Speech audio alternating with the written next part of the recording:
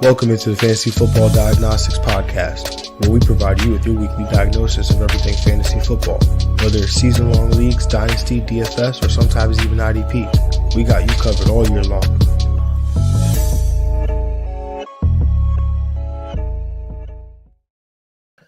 Let's do it. Let's get to it. Welcome into the Fantasy Football Diagnostics Podcast. It is Tuesday, November 11th, 2024.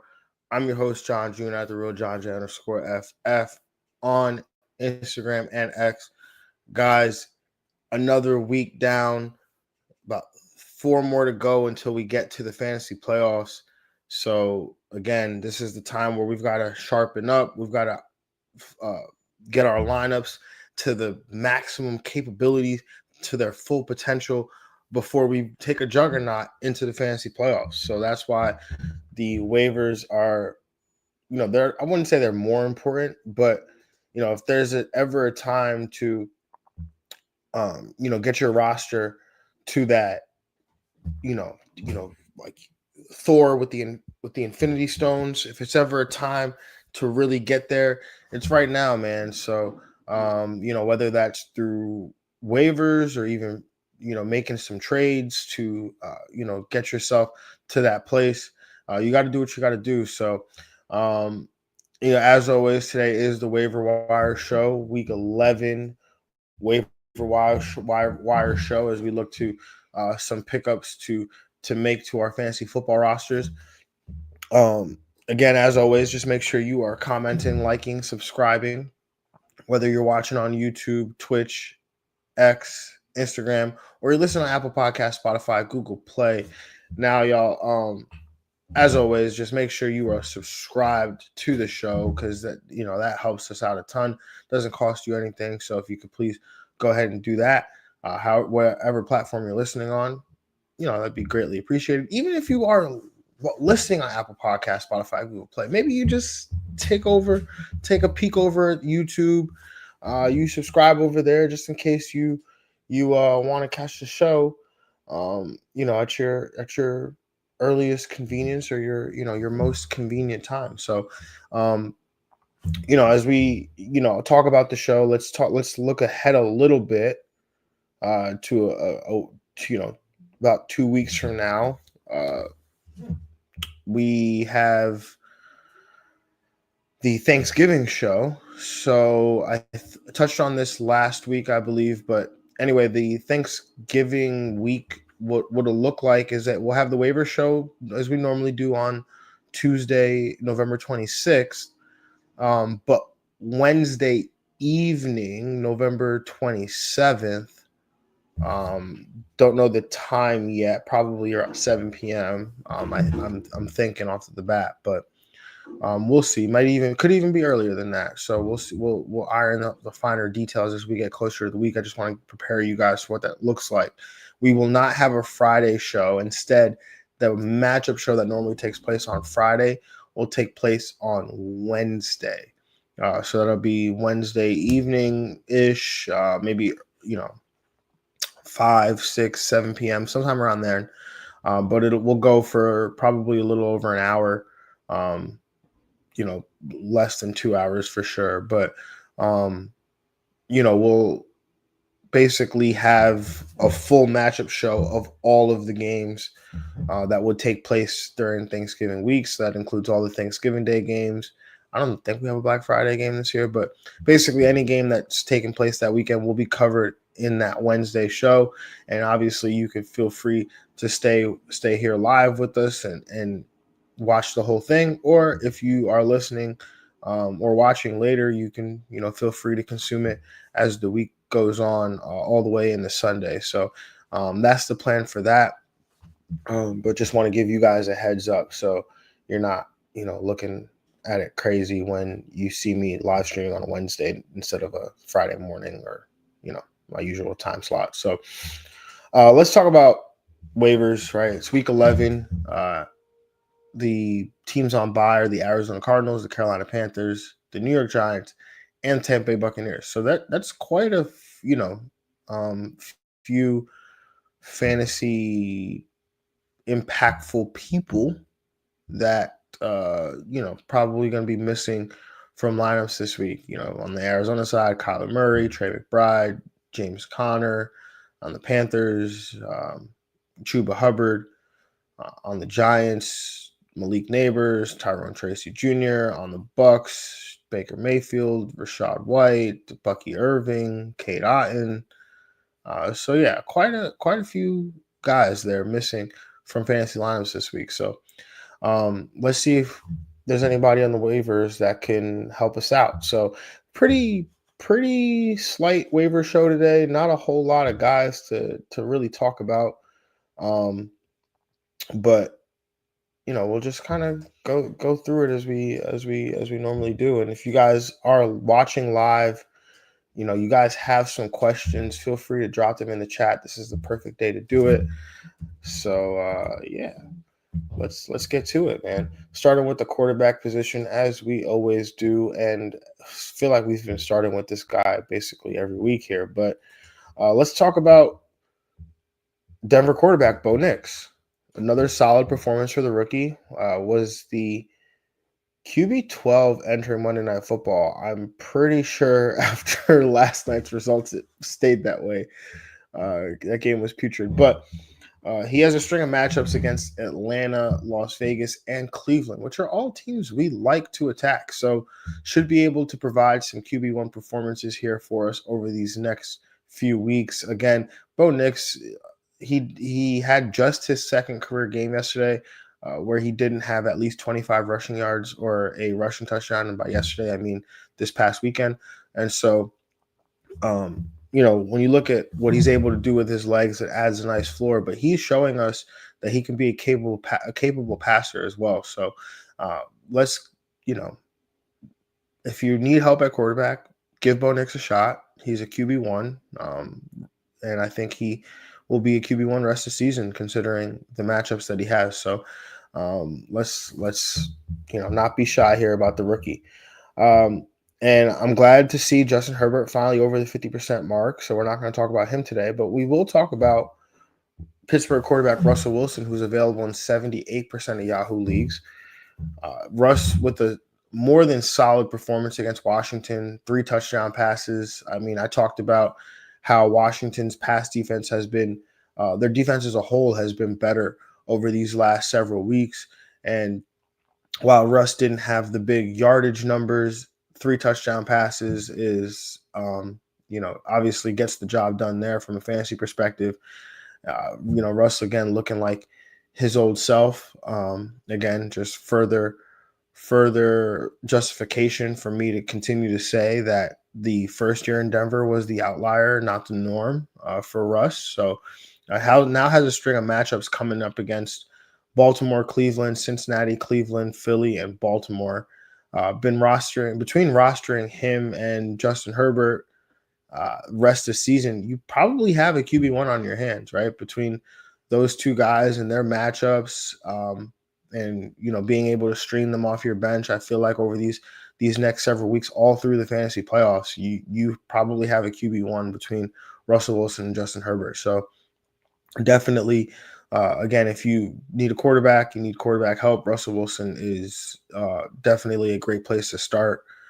I would probably have him ahead of Bo Nix rest of the season just because of these matchups down the stretch, assuming these matchups stay the way that we believe that they are right now, right? Like Baltimore, Cleveland, Cincinnati, all being bad pass defenses right now. Assuming those things stay that way as we get through the end of the season, then it's only going to, look up from here for Russell Wilson. Obviously that Philadelphia matchup, particularly not as great as these other matchups here, but Russ, it has shown us that he can be efficient throwing the football and leading the touchdown passes. So let's move on to the running back position. And, what we've been trying this new thing where we only talk about necessarily notable running backs that are available in more than 50% of Yahoo leagues.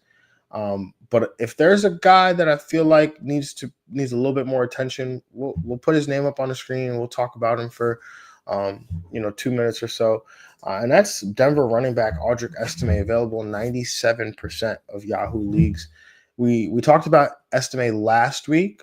He he was one of the notable running backs we brought up last week, and we did talk about how Sean Payton said that he could see potentially more reps, more opportunities, and Sean Payton was truthful in saying that, because we saw Estime with a season high 14 carries, which actually led the team, as Javonte Williams had only just one carry and Jaleel McLaughlin had just two. And this game was relatively close, right? It's not like, Denver was playing with some significant lead that they were just like, oh yeah, well, we're going to go to a run heavy approach. It seemed like a legitimate change of the guard here from Estime to from Javonte Williams to Estime, at least for the early down role.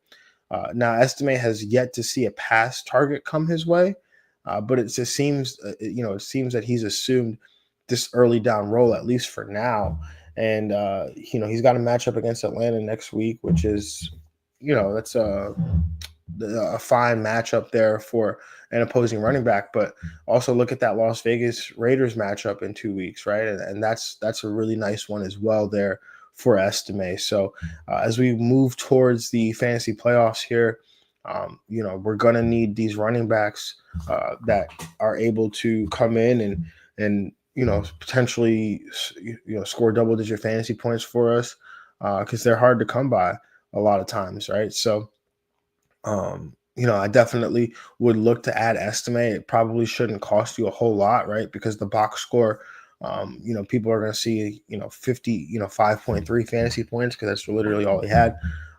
But we like to play the game, add a touchdown, take a touchdown away. You add a touchdown to Estime's stat line, and you're looking at 11 PPR points, right? Those opportunities, 14 rush attempts. If he can, get to that number weekly or get into the double digits, Estime has been averaging, going into this last week, was averaging like 6 yards a carry. He adds an element of toughness to this Denver Broncos backfield. He's not going to get involved in the pass game, which, that part, obviously not ideal for us, but for somebody who's just looking for an RB3 or an RB with some RB2 upside, can get in the end zone potentially, I think Estime can help provide that for sure. So again, let's move on to the notable running backs that are above 50%. But again, Estime would probably be one of my top targets if I'm looking for running back help right now. But if I'm looking for, something else, a little bit more, I guess, upside, or, just some guys on my bench, I don't want to say a little bit more upside. I think Estime has upside, but I'm just looking for some guys I could sit on my bench. I don't need, necessarily them to come to fruition right away. Or maybe I roster the starting running back and I just want to secure myself in case of an injury, or some guy decides he doesn't want to play football anymore. I might have one of these other guys, right? Starting with Arizona running back Trey Benson, available in 82% of Yahoo leagues. We talked about Benson last week, but we also talked about him in the matchup show as being, a viable play there for us. And he did come through, scoring double-digit fantasy points. He seems to be gaining a real role in the offense. And again, James Conner, he's often banged up and injured, and so Trey Benson is going to have an opportunity. Mark my words, he will have an opportunity before the end of the year, at least one game where he's operating as the workhorse back here. But Trey Benson looks really good too. So, Trey Benson looks really good here. So definitely worth a spot at the end of your bench. Even if he's on bye this week, I would still look to add him to my team. Next up on the list, Pittsburgh running back Jaylen Warren, available in 49% of Yahoo leagues. We did see Najee Harris get banged up in this game, but then he came immediately right back. But again, it just speaks to the upside that Jaylen Warren has, because he has a standalone role in this offense, but he's also got the built-in upside where that if something does happen to Najee Harris, that he'll have a role. I mean, Jaylen Warren had 14 carries for 66 yards, also added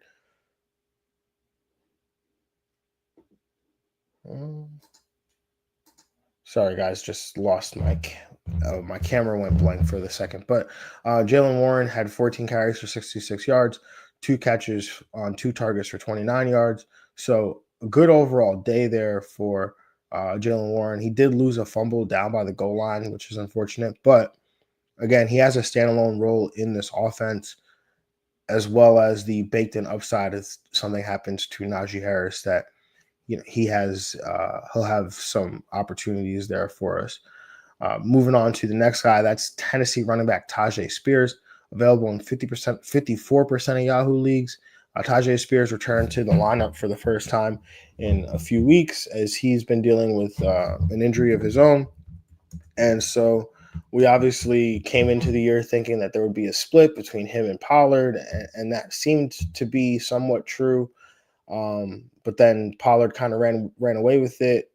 And Tajay Spears has been injured for these last few weeks and hasn't practiced or hasn't played, which has led to Tony Pollard really running away with it. But in his first game back, Spears ended up with double-digit touches here, 8.1 PPR points against the Chargers. So, there's an opportunity here for Spears. He does have, if he's going to get double-digit touches on a weekly basis, that's great. But obviously, Tony Pollard, he's been dealing with, a foot injury, and he's been getting a ton of work. So, it's only makes sense to add Tajay Spears at the end of your bench or to your bench, because Tajay Spears is a viable flex play, I think, if he's going to continue to see this work. But again, also has that baked-in upside, which again, that's a trend with these three guys that I just brought up, right? Benson, you could argue that was matchup dependent, game script dependent, but he was involved early in the game. Jaylen Warren's involved, and Tajay Spears seems to be involved. So those three guys, I think, all have a role that leads to them being a potential flex play or an RB3 or a bye week fill-in, but they also have that baked-in upside as well. So definitely like that. And then there's Cam Akers. He's available in 86% of Yahoo leagues. Akers is, he's taken over that role there behind Aaron Jones as the true backup running back. He had 13 carries in this game, also added a target, which he did catch there for 9 yards. So 14 total opportunities and 14 total touches in this game for Akers. Also sounded like Aaron Jones did suffer some sort of rib injury there too. So there was a point in the game where it was unclear if Aaron Jones was going to be good to go, but he ultimately was and did return. But again, Akers is he is the guy here. So, the backup guy behind Aaron Jones ahead of Ty Chandler. So I think, again, as we move towards the end of towards the fantasy playoffs, Akers might want to be on your roster, especially if you are the Aaron Jones manager. Next up is Atlanta running back Tyler Algier, available in 57% of Yahoo leagues. Again, he's the backup to Bijan Robinson in Atlanta, and we don't necessarily, he's not like these other guys where he's going to have a weekly role here, but again, we just know that he's got that baked in upside where, hey, he is the backup to Bijan Robinson, and so that's why we look to him potentially. Did have 11 carries last week against New Orleans, so I don't really know. There's no really rhyme or reason as to when he's involved, right? You would think it's when they're winning games that he gets involved, which at times that does happen, but I think his double-digit carries 3 times on the season, so probably could be worth a look in a good matchup, but ideally I think he is purely a security blanket option here for us. Another security blanket option, that is Ray Davis. I don't know what's going on. They like to get him involved sometimes, and then sometimes they don't. He was barely involved this past week. Had 3 carries for 6 yards. Again, I thought that Ray Davis might have played himself into a larger role that hasn't happened really, but obviously we've seen the upside that he has. He's available in 70% of Yahoo leagues. We've seen the upside that he has when given that full workload, that full opportunity. And as long as James Cook is healthy, it doesn't seem like Buffalo is going to work him in really. That's probably something that we'll see as the season gets, as we get deeper into the season, or maybe even the fans, even the regular season, playoffs there. So I don't know, that doesn't make sense. Regular season playoffs. Well, as the Bills enter the postseason, he'll probably get a little bit more involved, but obviously that doesn't mean anything to us. So, all right, let's move on to the next guy, and that's going to be a guy I'll talk about all the time. Jalen Wright, available 94% of Yahoo leagues. Again, did nothing last night. This isn't about him having a role. It's purely just a security blanket option, and that's really it. That's all I'm going to say. And then Blake Corum, LA Rams running back. Blake Corum, available in 84% of Yahoo leagues. He had, there was a drive where he was cooking a little bit last night on Monday Night Football. So, it led to 3 touches, but he looked good on those 3 touches. But again, his role is, I don't think, going to be anything more than a pure backup to Kyron Williams. I think if you're the Kyron Williams manager, you should roster Blake Corum for sure. I mean,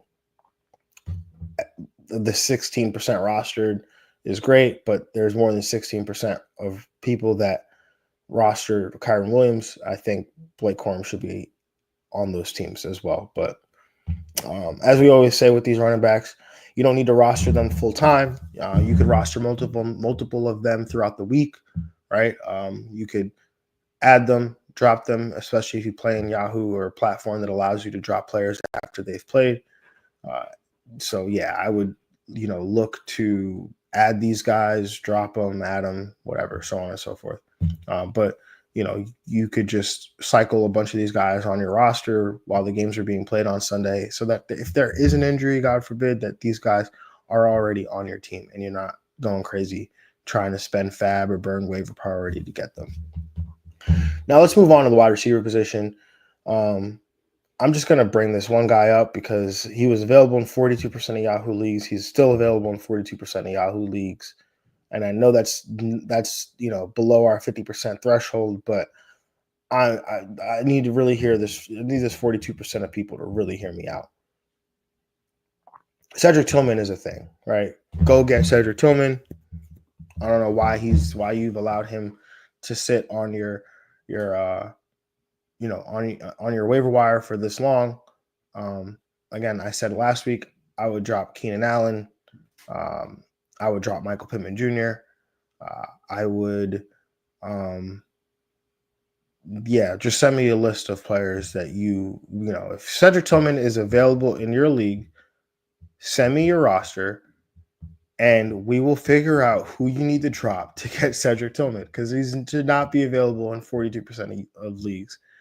This guy is going to be a potential league winner here for us as we move towards the end of the fantasy playoffs. Cedric Tillman is legit. And end of PSA. Moving on to through the wide receiver position, let's talk about LA Chargers wide receiver Quentin Johnston, available in 59% of Yahoo leagues, scored his 5th touchdown of the season. Obviously wish it could have been a bigger day for him, but as we've talked about in weeks prior, Herbert has some great matchups coming up down the stretch. So does Quentin Johnston. So let's get him on our rosters. A new guy to the list, Houston wide receiver John Mechie III, available in 99% of Yahoo leagues. Mechie had his most productive day to date with a career high 74 receiving yards while scoring his first touchdown. Mechie's not short on talent. He was a highly rated prospect coming out of Alabama who suffered an injury that forced him to miss his final college season. He still went on to be a second-round pick despite that, before eventually being diagnosed with leukemia his rookie season, which forced him to miss all of that season.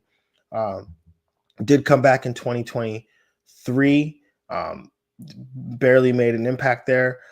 But basically, there's been a lot of adversity here for John Mechie III. And it seems that with Diggs out, Nico returning from an injury, and Tank Dell dealing with whatever he has going on, Mechie should be a part of this offense going forward and definitely deserves a look on your fantasy rosters. He was cooking on Sunday Night Football. Obviously, we know it was against the Detroit Lions, who not a great match, or not a tough matchup there for opposing wide receivers, but Mechie was cooking, man, and he looked really good there. So that's just got to be great for his confidence, and so definitely worth the look, man. Definitely worth the look, especially I know there's concern about like, oh, what happens when Nico Collins gets back, but this offense can support multiple wide receivers. Obviously, Nico's it, but I think there's room for like a wide receiver 2, wide receiver 3 here in terms of the opportunity. So moving on to the next guy on this list, Ricky Pearsall, available 63% of Yahoo leagues, gave us 73 receiving yards on 6 targets, both career highs. Also scored his first career touchdown. And now we expected a nice day from the rookie given the matchup against Tampa Bay, but has another nice matchup coming up this week against Seattle. So, would look to him again if in need of wide receiver help.